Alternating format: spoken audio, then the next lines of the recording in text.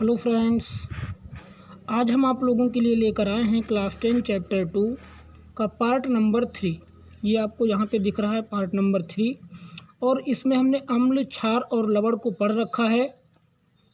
तो आज थोड़ा साल्ट के बारे में, लवण के बारे में बात करते हैं। देखो इसकी परिभाषा क्या लिखी है, आपको ध्यान से देखना। लिखा है किसी अम्ल तथा क्षार की उदासीनीकरण अभिक्रिया से प्राप्त उदासीन ठोस लवण कहलाता है। क्या कहलाता है? लवण कहलाता है।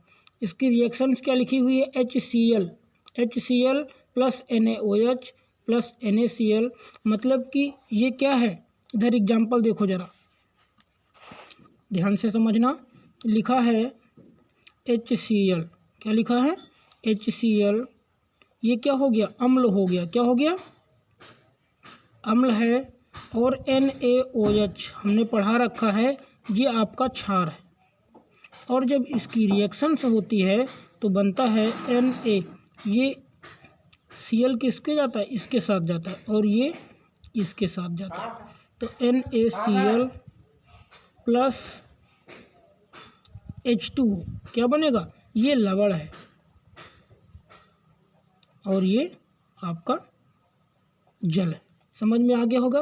क्या कह रहा है? जब किसी अम्ल एवं क्षार की उदासीनीकरण अभिक्रिया से प्राप्त उदासीन ठोस क्या कहलाएगा? लवण कहलाएगा। ये आपको क्लियर हो गया। अब बात करते हैं पीएच मान की। किसकी बात? पीएच मान, पीएच वैल्यू बोलते हैं इसको। क्या बोलते हैं? पीएच वैल्यू बोलते हैं। लिखा किसी विलयन में उपस्थित हाइड्रोजन आयन की सांद्रता के ऋणात्मक लघुगणक को उस विलयन का पीएच मान कहते हैं। क्या कह रहा? किसी विलयन में उपस्थित हाइड्रोजन आयन क्या होंगे? H+ ion. हाइड्रोजन आयन का मतलब H+ आयन की सांद्रता के ऋणात्मक लघुगणक को उस विलयन का पीएच मान कहते हैं। लिखा है फार्मूला क्या है? PH value equal -log10 1/H+ ion. क्या है? H+ ion. अब इसी में एक पॉइंट आता है आपका कि पीएच स्केल क्या होता है। ये पेपर में कई बार पूछा गया, इसको आपको बहुत अच्छे से पढ़ना है। पीएच स्केल लिखा है यह अम्लों तथा क्षारकों के जलीय विलयन में हाइड्रोजन आयन की सांद्रता मापने में प्रयुक्त होता है। ठीक, क्या लिखा? यह अम्लों तथा क्षारकों के जलीय विलयन में हाइड्रोजन आयनों की सांद्रता मापने में प्रयुक्त होता है। पीएच स्केल कहलाता है। क्या कहलाता है? अब देखो यहाँ पे हमने पैमाना बना रखा है, वो आपको ध्यान से देखना। यहाँ पे क्या लिखा है? देखो ये इस पॉइंट पे 7 उदासीन लिखा है। क्या लिखा है? उदासीन लिखा है। बढ़ती हुई अम्लीय प्रकृति। क्या लिखा है? बढ़ती हुई अम्लीय प्रकृति H+ आयन। बढ़ती हुई क्षारीय प्रकृति, अगर क्षारीय प्रकृति है तो आपका क्या होगा? OH- होगा। ठीक, और अगर अम्लीय प्रकृति है तो H+ होगा। H+ आयन की सांद्रता में वृद्धि और H+ आयन की सांद्रता में कमी। तो अब इसे ध्यान से देखो, यहाँ पे 7 है। ठीक, तो ये क्या कह रहा है? सांद्रता में वृद्धि के लिए इधर है, और H+ आयन की सांद्रता में कमी। मतलब कि ये प्रकृति कैसी होगी? क्षारीय प्रकृति होगी, और ये क्या होगी? अम्लीय प्रकृति होगी। तो ये आपको समझना है। पीएच वैल्यू अभी हम आपको 8-10 लिखवा देंगे, जिससे आपको पता हो जाएगा कि किसका पीएच मान कम और किसका ज़्यादा होता है। अगर किसी भी पदार्थ का पीएच मान जो है वो 7 होता है तो वो उदासीन होता है। 7 से कम होगा तो अम्लीय होगा, और 7 से अधिक होगा तो वो कैसा होगा? क्षारीय प्रकृति का होगा। अब इस टॉपिक का सबसे महत्वपूर्ण टॉपिक है, जिसको हम कहते हैं विरंजक चूर्ण। क्या कहते हैं? विरंजक चूर्ण। इंग्लिश में ब्लीचिंग पाउडर भी लिखते हैं इसको। विरंजक चूर्ण, ब्लीचिंग पाउडर। रासायनिक नाम है कैल्शियम ऑक्सीक्लोराइड। ये आपको अच्छे से याद कर लेना है, कैल्शियम ऑक्सीक्लोराइड। अणुसूत्र इसका होता है CaOCl2। इसी को बोलते हैं। Ca से क्या हो गया? कैल्शियम। O से ऑक्सी, क्लोरीन से क्लोरीन बना लेगा क्या? क्लोराइड बनाएगा। तो पढ़ेंगे कैल्शियम ऑक्सीक्लोराइड। अणुभार क्या होता है? 127 होता है इसका। कितना होता है? 127। तो इस तरह से अब हम देखते हैं इसकी बनाने की विधि।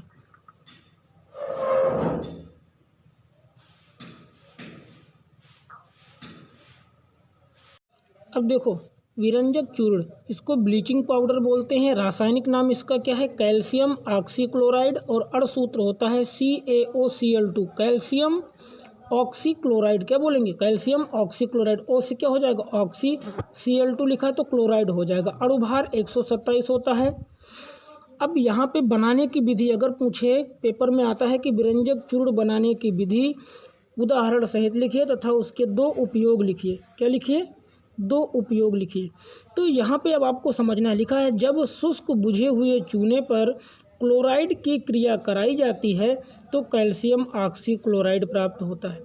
क्या करा? शुष्क बुझे चूने, शुष्क बुझे चूने का सूत्र होता है, इधर आप समझ लीजिए, CaOH2, इसको बोलते हैं शुष्क बुझा चूना। क्या बोलते हैं? शुष्क बुझा चूना। तो अब यही तो करा, जब शुष्क बुझे हुए चूने पर क्लोराइड की क्रिया कराई जाती है, किसकी? तो रिएक्शंस किस तरह बनेगी वो आप समझ लीजिए। क्या कह रहा है? शुष्क बुझा चूना CaOH2 पर हम Cl2 करेंगे। क्या करेंगे? क्या कह रहा है? क्लोराइड की क्रिया कराते हैं, Cl2 की क्रिया कराते हैं तो क्या बनता है? CaOCl2 प्लस, अब देखो यहाँ पे Ca निकल गया, O निकल गया, तो ऑक्सीजन कितने हैं? 2 हैं। ऑक्सीजन कितने हैं? 2 हैं। तो यहाँ पे एक ही ऑक्सीजन गया है, एक ऑक्सीजन बचा है, और हाइड्रोजन कितना बचा है? 2 बचा है, तो वही यहाँ पर जल के रूप में मिल जाएगा। तो वही कह रहा है कि कैल्शियम ऑक्सीक्लोराइड के साथ जल भी प्राप्त होता है। समझ में आगे हो गया? रिएक्शन लिखी है CaOH2 प्लस Cl2, CaOCl2, इसी को बोलते हैं क्या? Calcium oxychloride. क्या बोलते हैं? Calcium oxychloride. अब इसके भौतिक गुण देखते हैं, इसको क्या बोलेंगे? Physical properties. क्या बोलेंगे? Physical properties. देखो भौतिक गुण में क्या करा? ये हल्के पीले रंग का चूर्ण होता है। दूसरा पॉइंट ये है जल में अल्प विलेय होता है, और तीसरा पॉइंट है इसका जलीय रंग दूधिया होता है। जलीय रंग कैसा होगा? दूध के कलर का होगा, दूधिया होगा। अब केमिकल्स प्रॉपर्टीज के बारे में समझते हैं। रासायनिक गुण, यहाँ पे क्या लिखा है? विरंजक चूर्ण को का अम्ल के साथ क्रिया। क्या करा रहा है? अब आपको पता है विरंजक चूर्ण का फार्मूला आपको पता हो गया कि CaOCl2 होता है। इसमें हम अम्ल लेंगे, HCl या H2SO4 कुछ भी ले लेते हैं। इसकी रिएक्शन देखो किस तरह कराते हैं, ये आपको समझना है।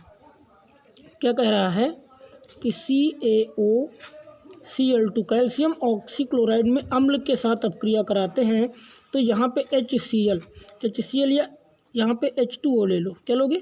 H2SO4 ले लो। तो जब H2SO4 लोगे तो ये क्या करेगा? CaSO4 बन जाएगा, CaSO4 प्लस, यहाँ पे आप देख सकते हो, देखो यहाँ पे क्या हुआ? CaCl2 लिया गया, H2SO4 लिया गया, तो आपका बना क्या? CaSO4 हो गया, CaSO4 चला आया। फिर उसके बाद क्या होगा? H2O बनेगा, जल बनेगा, प्लस Cl2 गैस बाहर निकलेगी। इस तरह तीर के माध्यम से हम दिखा देंगे। यही आपका ये कह रहा है कि क्वेश्चन आएगा क्या होता है जब विरंजक चूर्ण का अम्ल के साथ क्रिया होती है। तो आप लिख सकते हो कि जब विरंजक चूर्ण का अम्ल के साथ अपक्रिया होती है तो अपक्रिया के पश्चात कैल्शियम सल्फेट प्लस जल और क्लोरीन गैस निकलती है। ये आप लिख सकते हो। लिखा इसे जल में घोलकर गर्म करने पर क्लोरीन गैस निकलती है। क्या कह रहा है? जल में घोलकर।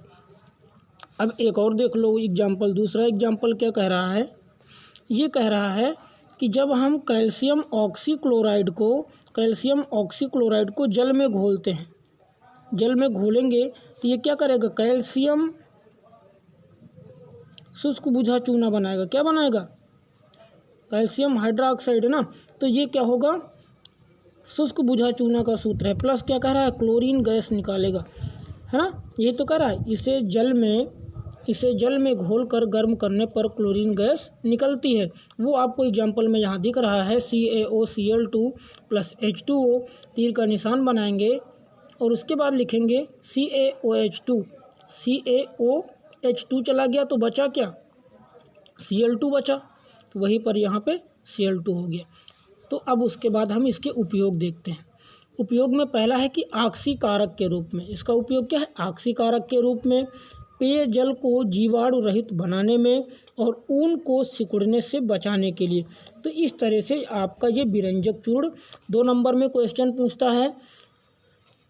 2 नंबर में क्वेश्चन पूछता है विरंजक चूर्ण, और इसमें आपके जो उपयोग हैं ये आपको याद कर लेने हैं। तो क्या पूछेगा, विरंजक चूर्ण का रासायनिक गुण, भौतिक गुण या उसके 2 उपयोग लिखिए। क्या पूछेगा, 2 उपयोग लिखिए। तो इस तरह से ये आपका टॉपिक कंप्लीट होता है।